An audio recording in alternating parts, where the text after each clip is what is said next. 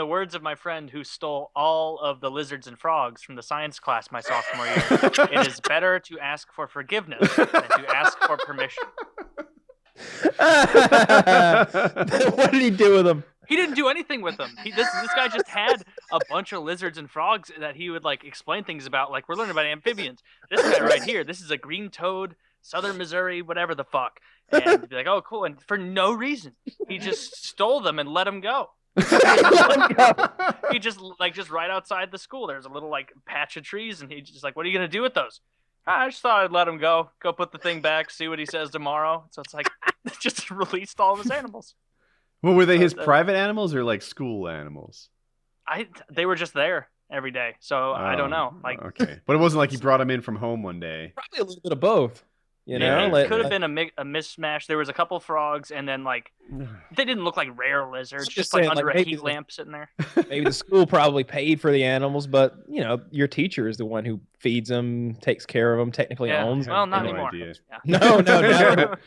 Born free, as free as I imagine him like letting them go and like singing that to himself, like "Run, little guys, run off," and then just go out in the road, get hit by a car or something. Yeah. There's no telling what he released into the wild. Like, what if it was some sort of Norwegian gecko and it comes up in there and fucks all the Missouri geckos until they're extinct or something like that? Or there's a super gecko race that kills all the chameleons and now they're fucked or something. There you go. Yeah. Just like with those Asian carp that you see in the American waterways now taking over. There's things that'll jump out of the water and fucking hit people in the head. The arowana thingies is like long blade-looking things. I'm talking about Asian carp. Let me look it up. I've seen videos of the Asian carp. Here's what we need to do, Taylor. Like, this would be epic.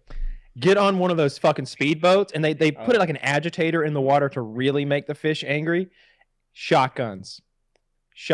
You fucking shoot them out of the air. Absolutely do that. It would be so fun.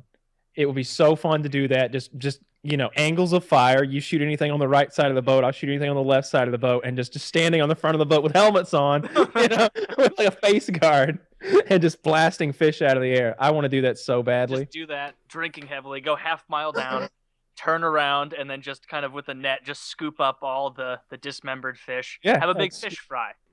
I would love to do that. That's Asian carp look like regular carp mostly. Well, carp is not good to eat, so we wouldn't want to do it with that. Like that would.